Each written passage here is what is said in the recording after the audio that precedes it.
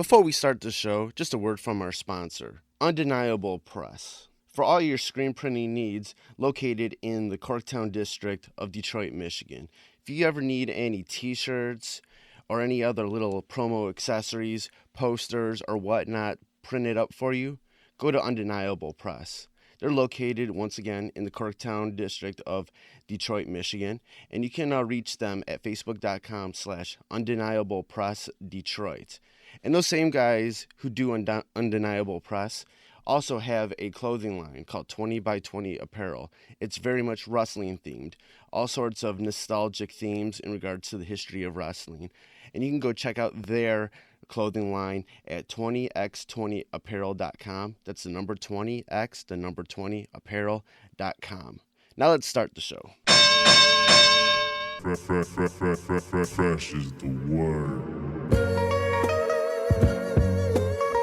I'm Jim Duggan, got long wood for plenty hoes. I keep it fresher than fresh, but you already know. You suckers bummy, I'm money, I got a ton of flows. My weed loud like a motherfucking thunder roll. Your shit quiet like you ballin' on a budget though. We see your kicks and we laugh and yellin' what are those. You see me shining like a suit on puffy. You know my grindin' shit is too strong, buddy. That's why the dude call money. I be stuntin' like it's nothing at all.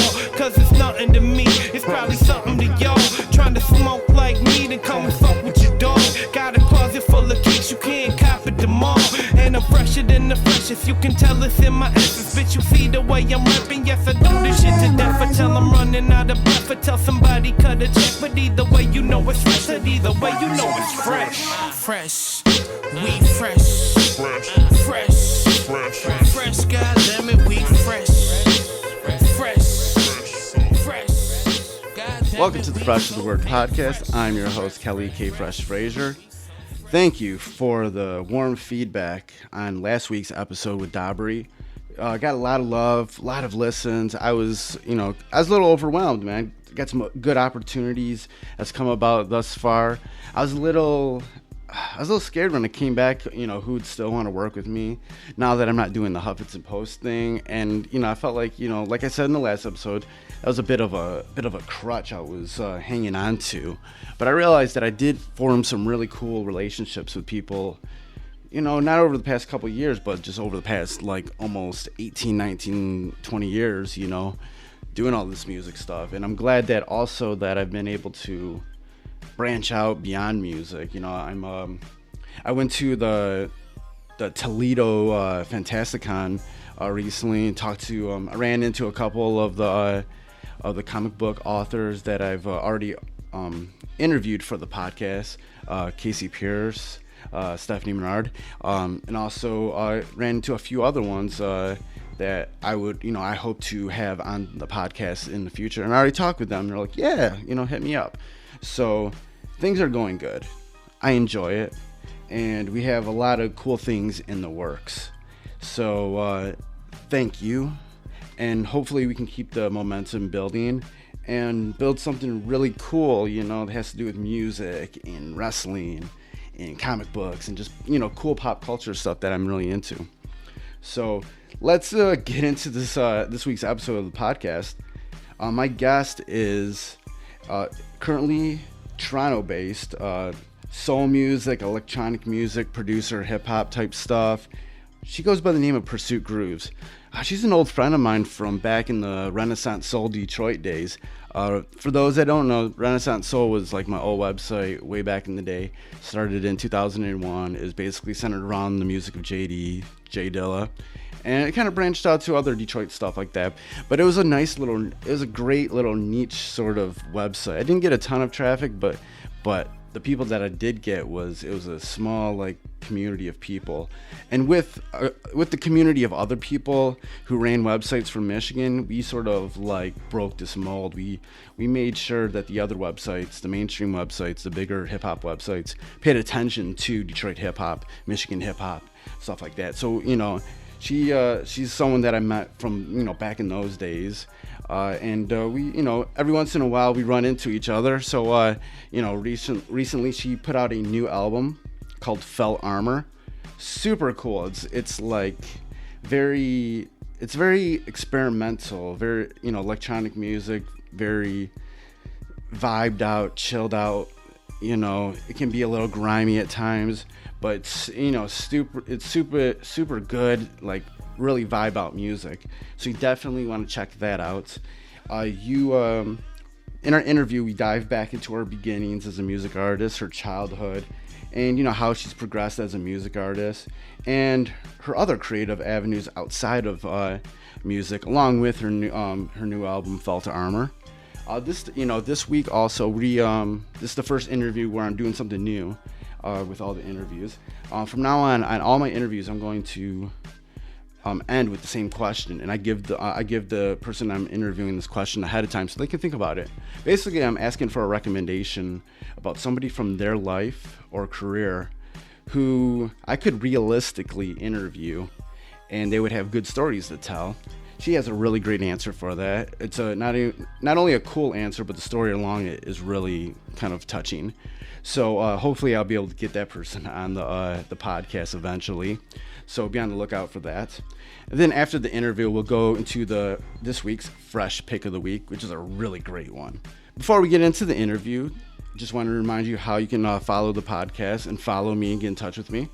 I'm on Twitter and Instagram at Kelly Omega Fresh, and I'm at facebook.com/kfresh. The show's Instagram is at Fresh is the Word Podcast, and the show's Twitter is FITW Podcast. And you can also reach on Facebook at facebook.com/Fresh is the Podcast. And then you can always go to freshisthepodcast.com, and please share any of the links that you see on the website, on your social medias. And if you can go on iTunes, go ahead, give us a good rating. That would help out the show a lot. Pretty much available on all the other platforms also. There's a listing on the website and on each of the show notes for each episode of where you can listen to Fresh is the Word. All right, enough of that. Let's get on to the interview with Pursuit Grooves. Like, we've known each other for a while now. I'm like trying to think about like when we first sort of like connected. It was probably online around the time when I was still doing the Renaissance Soul websites. And I was thinking, I was looking at like some of the music that you've released in the past, and your first album was in 2006, correct? It was. Cool. It's crazy. Sounds crazy. Before then like I'm trying to jog my memory, but before that album came out, was like people like Benji B playing your songs years before then? No. I mean, if years before then, that makes me sound really old. Oh my gosh. Like 2006 already sounds like a really freaking long time ago. Right. No, like everything was happening at that exact moment. Oh, okay. So it was really like so if you want to say that album was 2006, Beat Dimensions was 2007, and then I did Red Bull in 2008. So okay, yeah, I remember that now. Yeah, kind of between 2006 and 2008 was when everything was pretty much happening. Kind of all at once. So that's kind of pretty much when it popped off, and that pretty much all stemmed from MySpace. I probably got on MySpace in 2004, 2005, something like that. Right. And then, just literally started connecting with producers and labels and stuff like that via MySpace. Back then everybody was on there, so it wasn't that difficult to get to people or to send stuff to people and, hopefully get some sort of response back. So, everything was pretty much around then, around 2006. Yeah, MySpace was such a good time because there was all these little built-in functions for music artists, and it really helped a lot of just up-and-coming bands and music artists really start to thrive, not only in their own area, but elsewhere around the globe. Yeah, for sure. I mean, there was no... I mean, you have to think about the internet in general and how we were using it to communicate. And, For music folks, we had magazines. Right. That's how we got information. That's how we learned about each other for the most part, in terms of internationally. And there were, of course, some blogs and, some sites that we check on the regular, but MySpace not only gave us a way to learn about folks, but just a great platform to host your music. Where else were you hosting your music before then?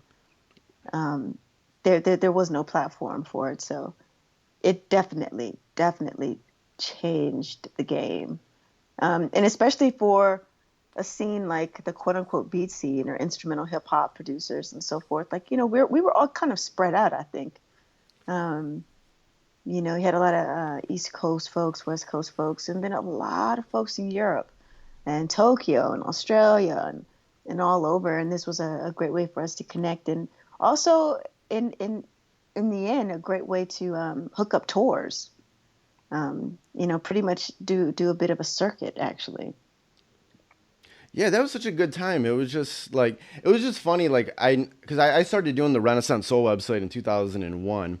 And for those first few years, it was just for people here in Detroit, I was just like, there was maybe like one or two hip hop artists that really even understood what I was doing. Mm-hmm. But then when MySpace came around, it was that was the thing that actually helped get, click that thing in people's head that oh, we can use this internet thing to really help out what we're doing, really help, grow our, music career.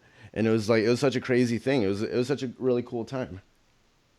Yeah, everything takes a little time to get used to. We're not all going to hop on something without actually knowing what it is or what the possibilities are. But I think MySpace quickly showed itself to be quite useful and quite relevant. And so many of the folks who are active today, I remember seeing and connecting with back in the day.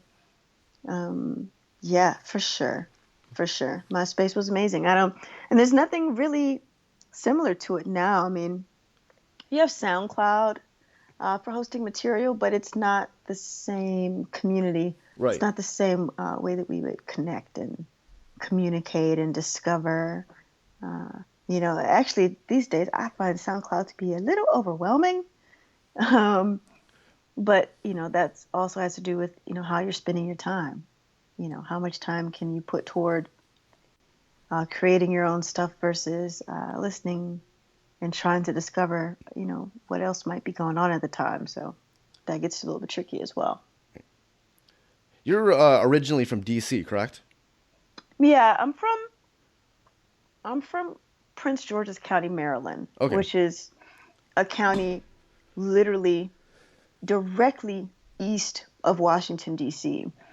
And the way that it works, let's say, for instance, you have the city of Detroit, and then you have the suburbs outside of it, right? Right. So, you could live 20 minutes outside of Detroit, and depending on who you're talking to, you'll either say, I'm from Detroit, or you'll say, I'm from, Dearborn or whatever. So that's pretty much, how it was for me. I lived and grew up 15 minutes outside of Washington, D.C. I was born in a Washington, D.C. hospital, but my home where I lived was in Maryland. And in the county where I'm from, Prince George's, we're definitely more identified with Washington, D.C. as opposed to, say, Baltimore. Even though Baltimore is an hour away, culturally, vibe-wise, musically even, there's a bit of a difference. We're kind of like cousins as opposed to sisters and brothers in a way. So, if you're from PG, you'll definitely rep Washington, D.C. When you were sort of talking about, being connected to D.C., what was it about the culture of D.C. that, sort of you vibed with when you were growing up in that area? Well, there are a couple of really cool things about growing up in D.C. that I think had a huge impact on me. One being the radio stations. We had a lot of great radio stations. We had more than one option. There's a 93.9, 95.5, 96.3. And, BET was based in Washington, D.C. before it moved to New York. So a lot of the hosts that were, on radio were also on TV, like your Donnie Simpson and Tigger and stuff like that. Okay. And we also got Baltimore stations, and they would usually play, Baltimore House on Friday night, Saturday night. So you got a lot of that as well. But yeah, I grew up with a lot of R&B, funk, and hip hop, and some kind of synth new wave, as well in the 80s, of course. So it was great. And, Washington, D.C. is also the home of go-go. You're right. Yeah. And even though I didn't attend go-go's because, it was kind of a dodgy scene, it's pretty dodgy. And, I was very focused on school, besides making music, because, I was making music in high school, but I was also pretty much a straight A student, drama club president, National Honor Society secretary. All right. Okay. I'm doing theater, I'm doing fashion shows, I'm writing rhymes. I didn't have time to go to the go-go, let alone was my mom going to play that. But, there was go-go music on the radio. And the thing that's awesome about go-go music is that it's all live instrumentation. Now, even though some of them might be, remixes of other songs or go-go renditions, there's still a lot of original go-go music. But, it's one of the few, I think, remaining, like, quote-unquote urban genres that it's still rooted in live instrumentation. Maybe if you go to New Orleans, there's still a blues connection in that way of, live horns and stuff like that. But, go-go music is live instruments, a lot of percussion, a lot of, kind of Afro-Latin Congo vibes. And, there's nothing else like it. So, all of that played a really great influence in my musical upbringing, for sure. Yeah, you just mentioned about, how studious you were in school. What were some of the things, as a kid that you did for fun outside of school and drama club and everything you just named?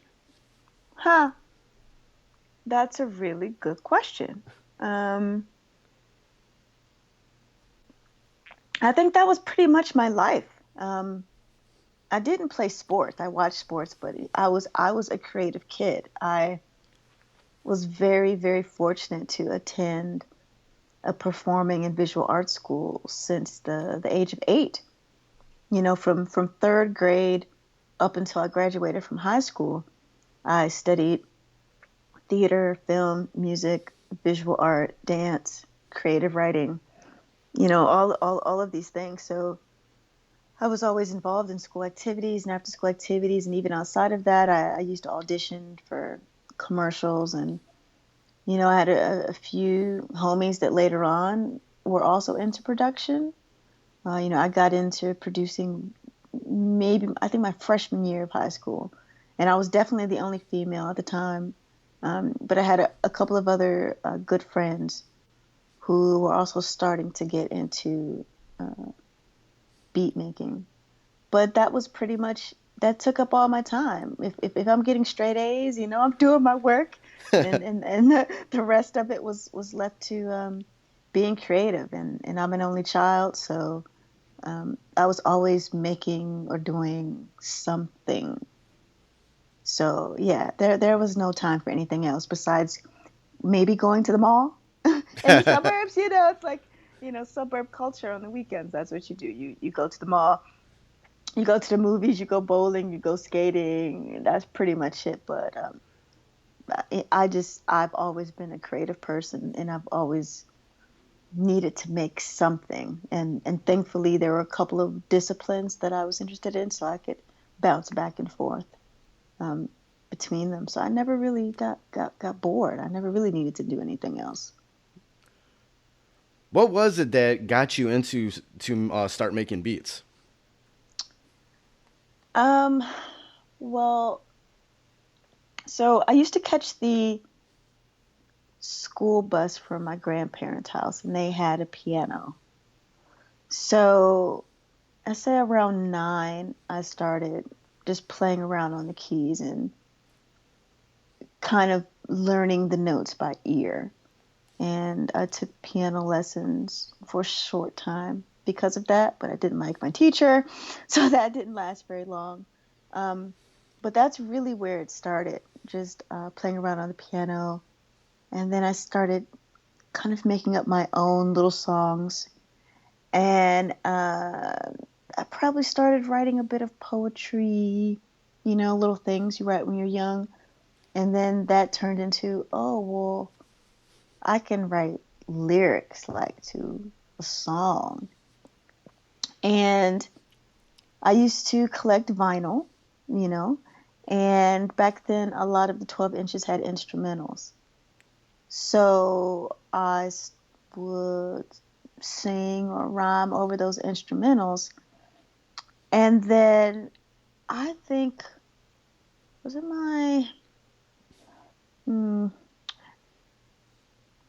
can't remember which birthday it was, somewhere between probably my 14th birthday.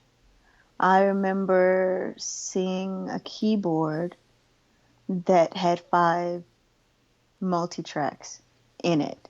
So I couldn't record audio from the outside, but I could at least I could layer sounds, and that was something I could never do before.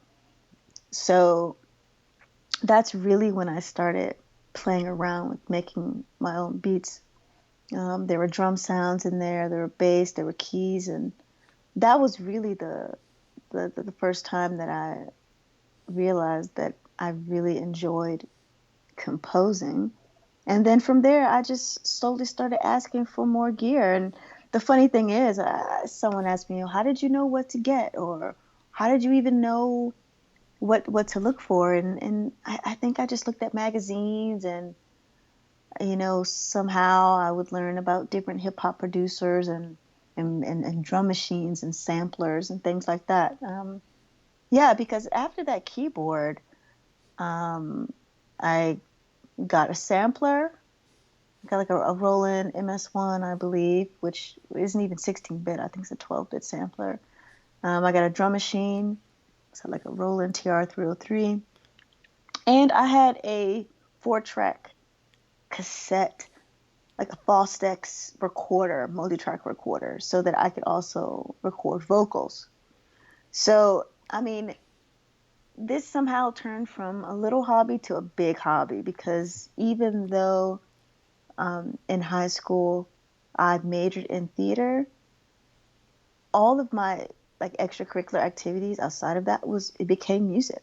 Like that's all I wanted to do was make music, write music, and folks also began to know me as an MC at that time, and that's really why production became a big deal as well, because I said, I don't want to rhyme over these beats, these 12 inches, these instrumentals everyone knows already. Let me see if I can do it myself.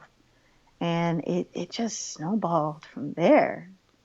It's kind of crazy, but yeah, I think I just became obsessed. Do you still have your original demos? Do you listen to them if you still have them? I do have some. I know that I have. I know I bounced some cassettes onto CD.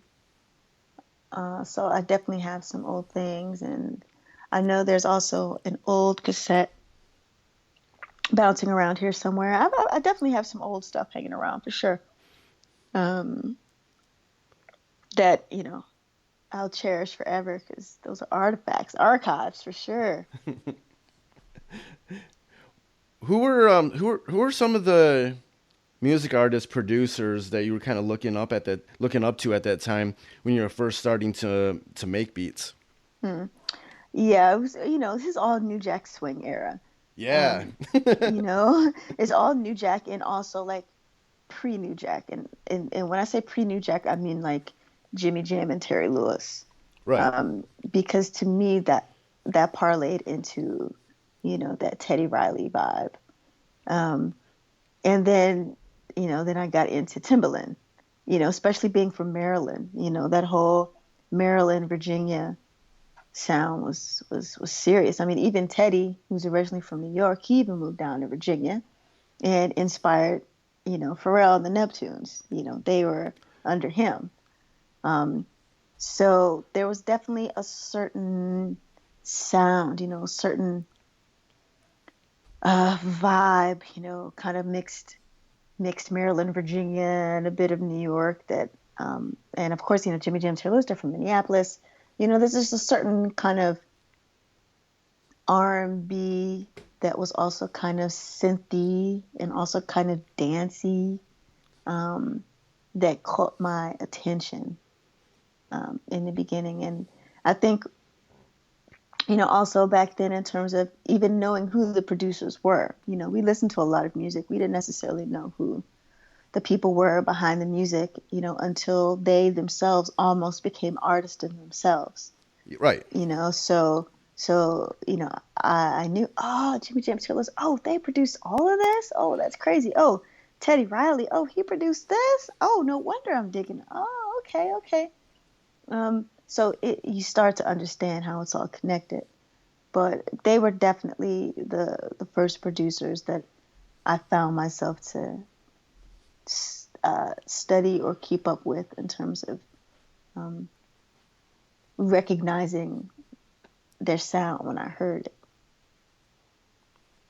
Yeah, now that you mention all of those producers, when I think about all the music that you've done, I do see sort of that influence with sort of like the synth work that you do in a lot of your music. Yeah, I'm a bass girl, and there's a certain funkiness in those that kind of R&B and New Jack from the late 80s, early 90s. There are these bass lines underneath that are they're just mad, and a lot of them grew up with the funk, so we're all kind of used to that kind of 70s bottom end as well. So yeah, that's definitely played a huge part in my music for sure. Regardless of tempo, you will always definitely hear in underlying bass lines and stuff like that for sure. You're right now. You're about to release a new album, Felt Armour. Definitely a great album. It's what I was thinking about. I'm like, this is like really good music to put on and like read stuff to. I don't know, like sometimes I need stuff that doesn't have any words in it, but I still want to listen to music. Like this is like some cool shit for that. But when thinking about what you did on this new album, how do you feel like you've progressed in your life in regards to making music since those early demos? Well, I think the thing with me is that, let's say it's been, how long? It's been, I don't even know. It's 15 years, 20 years. It's been quite some time since I just even first started, learning how to program drums and even my whole process for creating. And my influences have always been pretty diverse. Now, of course, over time, you hear different types of music. And, I also came up in the trip hop era. So that definitely caught my attention as well.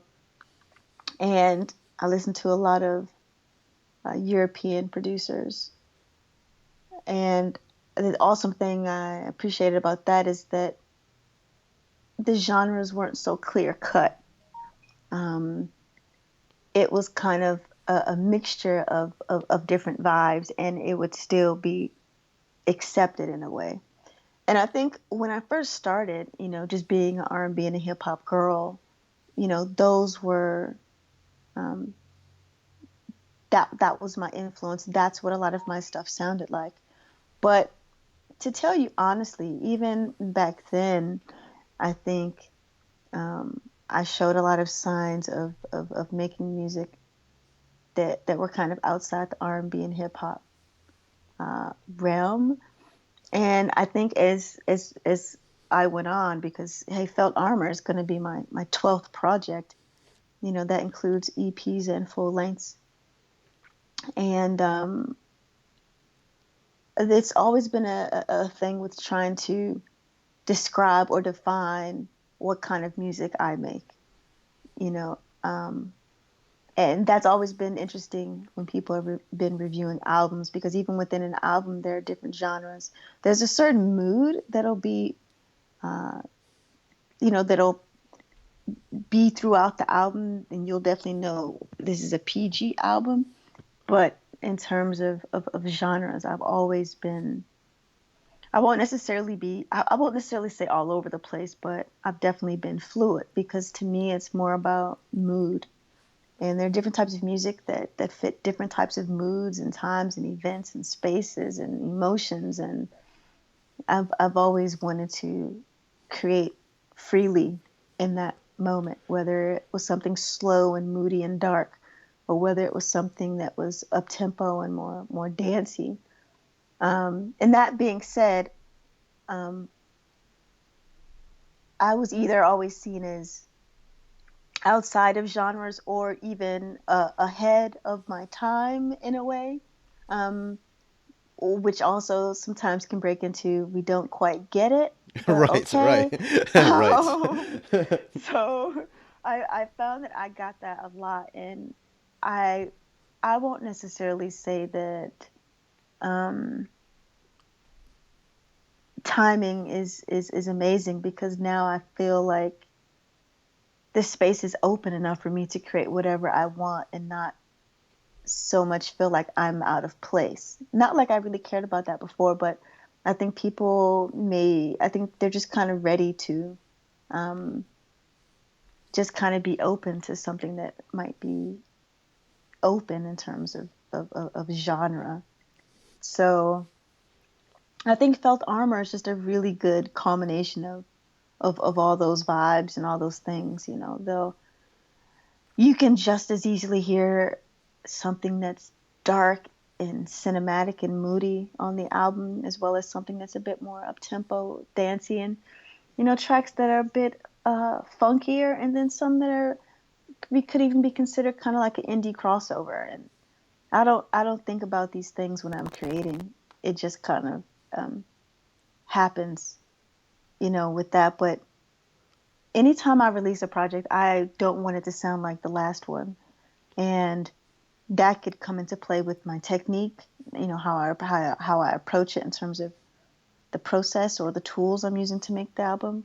You know, there are a couple different things that can come into play. So I just feel like the album is definitely showcases where I am now sonically, which still doesn't necessarily fit into anything, but I think that it's just timing wise, people might be more receptive.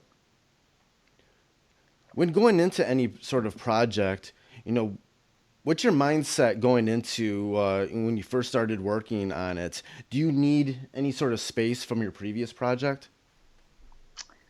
Well, like I said, I try not to repeat myself. Like I never want it to sound like the last thing. There might be elements, of course, like I say, there are things that I think connect everything that I do. But I say if I do an album that's a bit that's more up tempo and very kind of quantized vibe, then I'm going to make sure that the next album is not like that at all. And it might be more moody, and it might be a bit more intricate and not so quantized. And, you know, I'll kind of bounce back and forth between if I'm making the foundation beat on my sampler, which has a different vibe to it, versus whether I'm doing it sequencing on the laptop, which will definitely be more quantized and have a certain quality to it. But yeah, I usually base it on mood, and I'll go from there. Where do these moods that you speak of come from? That's a really good question. I mean, it could come from something as simple as the weather. It's like living in Canada, we definitely have winter. Um, and winter, can be a bit of a bit of a drag, usually because we don't want to go out as much. And in a way, it's great because it forces me to spend more time inside and actually create. But there's definitely a certain sound that comes out in the winter versus if I were to put an album out in the summertime. Um, but I really don't know. Things just kind of come to me, and I can honestly say that that happens a lot of the time, where I'll just kind of put it out to the universe, say, okay, I'm starting to feel kind of creative, and get back into the zone, and something will just come to me in terms of what I want to go for that project. So I don't know. I think a lot of it, I kind of just leave it up to the universe. It just kind of comes to me, and I just hope that it all coincides, because even with this last album, it's been 3 year hiatus. It's been 3 years since I've put out anything, and before then, every project was really back to back, and that can be a bit much after a while, and you need time to be inspired, and you need time to live, and um, I don't like to force anything. That's just not how I operate. So when I felt that I was feeling inspired, and there were some interesting opportunities coming up, um, I knew that it was time to get back into the grind, and I literally set a certain amount of time aside just to dig in and go hardcore and get the album done by a certain date, and it just worked. It just happened. It just all came together, thankfully, which after a 3 year hiatus can be a little tricky, as an artist, but thankfully Mama still got it, so it's all good. How did it feel after coming back from this 3 year hiatus to start making music again? When you said like previously you were always kind of doing things back to back. Yeah. Um, well, I think it was necessary, um, because that's the thing. Everything around us is changing so quickly. Anything involving technology, and music is right there with it. How we share music, how we make music has changed so much from the 2000s, from even 3 years ago. And I think I just really needed to not feel the pressure of always having to put something out. Not that I felt pressure before, but I think in these days, if you feel like people have short attention spans, there's this kind of need or pressure or want to always put out fresh material. Um, and I don't know. I don't think I can be my true authentic self if I'm constantly trying to uh, put stuff out, not necessarily because it's good or because I like it, but because there's this pressure to just keep your name out there. Um, and I don't know. Sometimes it's good just to kind of step back and refresh and make sure that you don't hate that thing that you love. Music has been such a passion for me for so long. I never want to get to the point where I feel like I hate music or I dread or I feel pressure to do it. It has to be an experience. It has to be maybe an escape. It has to be something that is fulfilling to me. So that time off was necessary. I was still very creative during that time.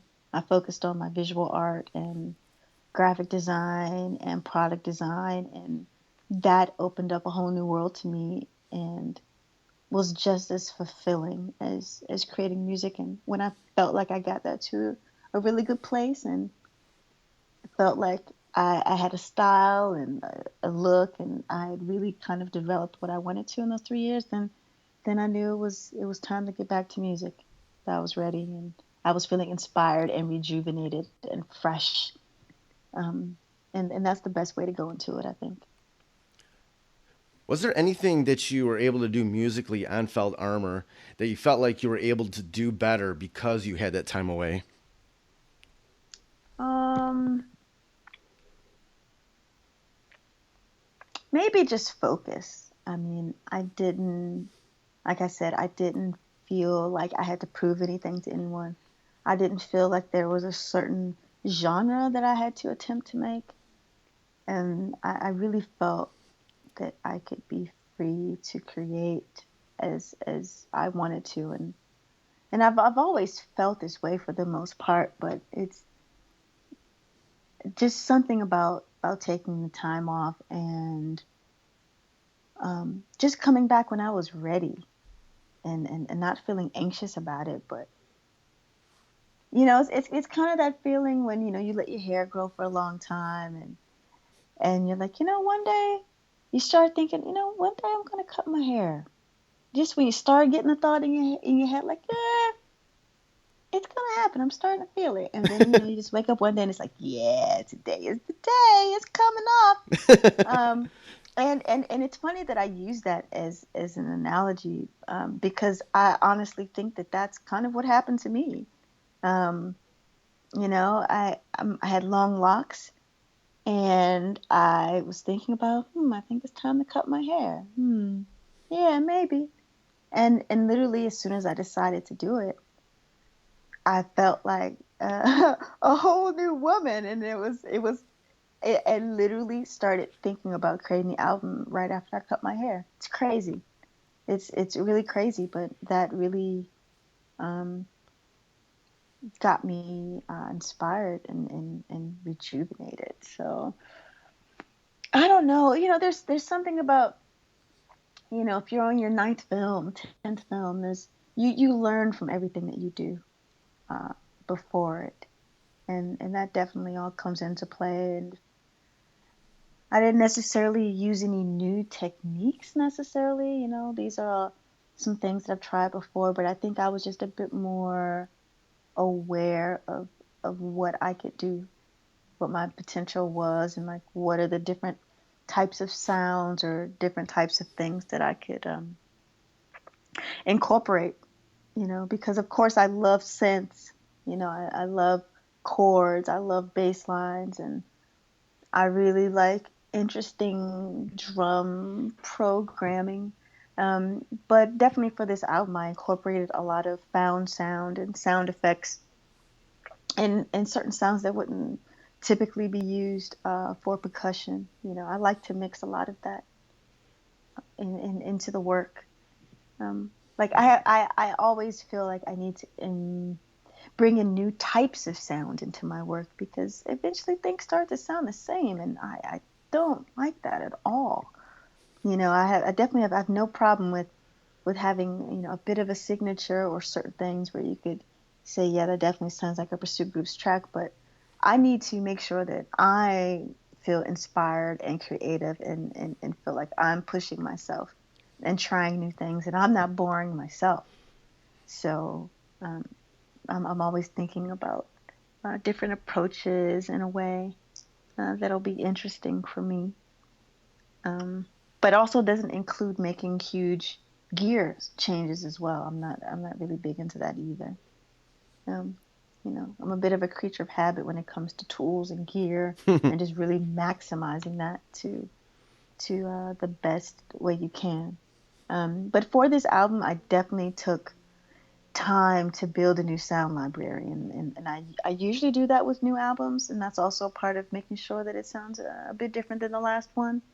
And I took a good month and just focused on building sound library, different sounds to incorporate into percussion before I even attempted to get into composition. You mentioned before that during that 3 year hiatus you're still doing creative stuff, doing a lot of Yeah. design work. What were some of the things that you were doing, and what did you get out of those experiences?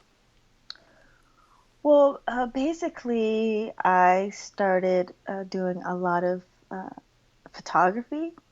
It started off, I actually took a little trip to Jamaica and I just started photographing everything. And somehow that turned into some other monster beast of me developing a style of graphic design that could be applied to a number of products. You know, it pretty much turned into me designing clothing and home decor and thermoses and shower curtains and pillows and almost any and everything you can um, imagine, which to me is amazing. There's nothing more awesome than taking an idea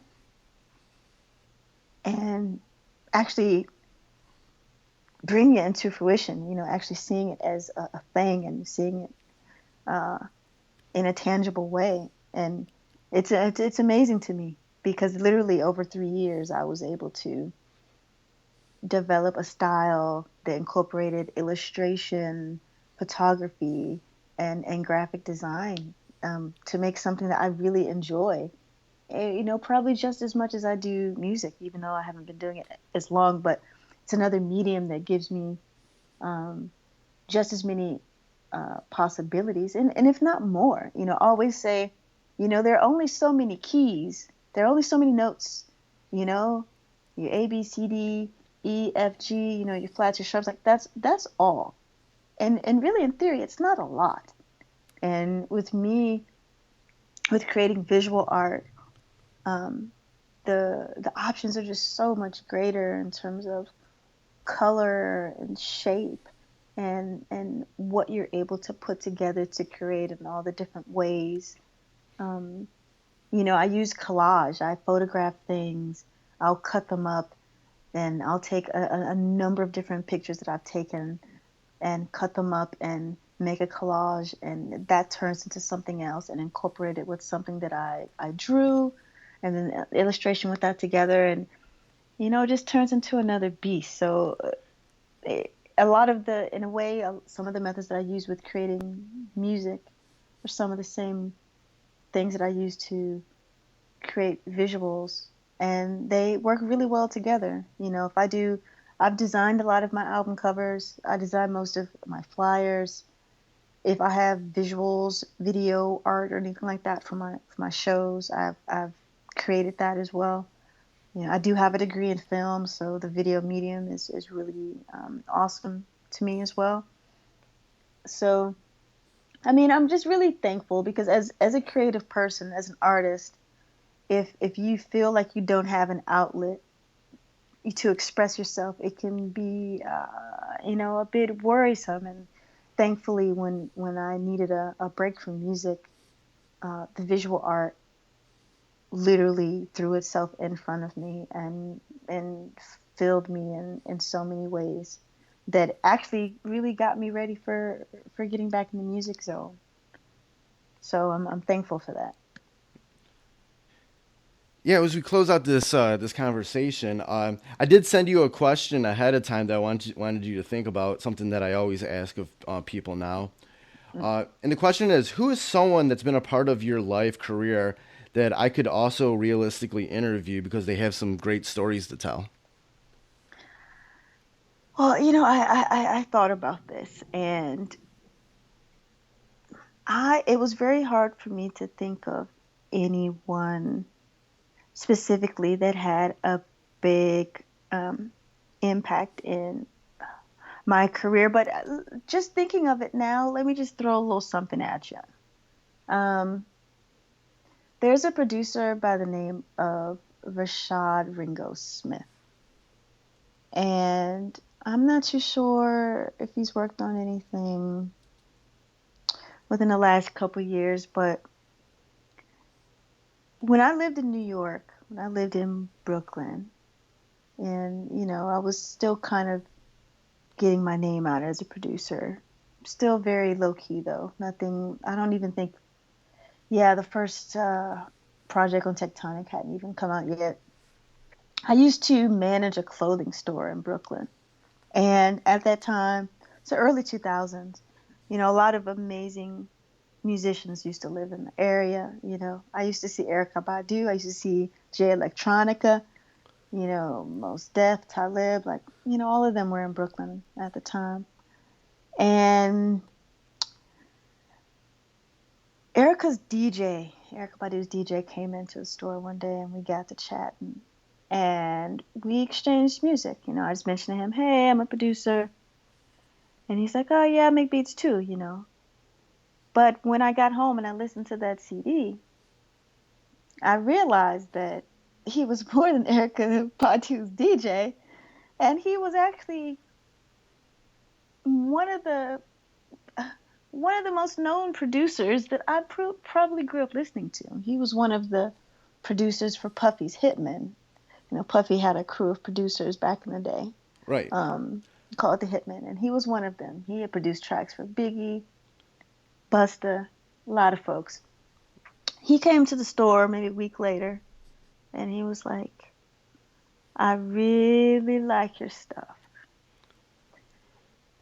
This is dope. And honestly, I'd have to say, coming from him and his resume and him saying that to me, even though I'd been, at that point making beats since I was 14 or whatever, but that was the catapult that led me to putting my music on MySpace. And that changed everything. So, whether he knows it or not, Rashad, Ringo, Roland, Dice, Smith, yes, all these other production names. He was actually the catalyst for me even sharing my music on that level. So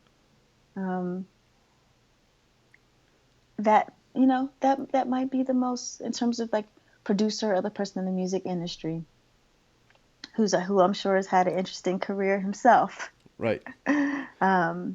That I can really, really, really think of that kind of changed the game for me, just with a few words. And honestly, that also gets me thinking, about how we communicate with each other and how we support each other and how we build community and how all of these things are important, because you just never know what words you could say to somebody or how you can influence someone,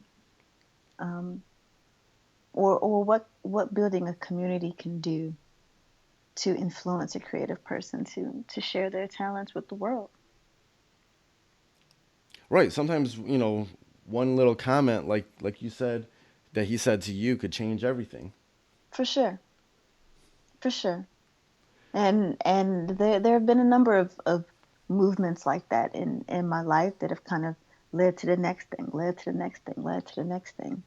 And the fact that I'm even still here creating, 12th project, dropping March 6th, and that I still have the same love for creating. It's a big deal, especially as a woman. It's like I make instrumental music, so it's may not be a big deal because, everyone may not know who or what Pursue Grooves is, is it one person, is it a group, or what it is. But, for me to be a female producer, back in the day, being one of a few, and now there's so many more, which is amazing, which is great. And, a lot of us are communicating with each other and supporting each other, and it's great to see that. So I definitely feel like the message is bigger than me. It's not even just about me as an artist. It's about me representing, what it can look like if you actually stick with something. Even if you're the minority. But if you love something, it doesn't really matter at the end of the day. That sounds perfect. Well, it's been great talking with you. Yeah. If anybody wants to check out your music, find more information about you online, where can they go? Well, all those digital retailers have most of things, if you want to stream Spotify, iTunes, Apple Music, etc. But personally, of course, I'm on Bandcamp, Pursuit Grooves Bandcamp. I'm on SoundCloud. I'm on Facebook. I'm on Instagram. I'm probably on Instagram the most. I love to post pictures. You can find me on all those things. I'm definitely active. Great. Well, it's been great talking with you. You too. Keep up the good work. Thank you. So that was my interview with Pursuit Grooves. Her new album, Felt Armour, is out now. It's really good. You can stream it in the show notes for this episode. And there's links on there where you can follow Pursuit Grooves if you didn't catch where she was available in the interview. Now, it's this week's Fresh is the Word, Fresh Pick of the Week.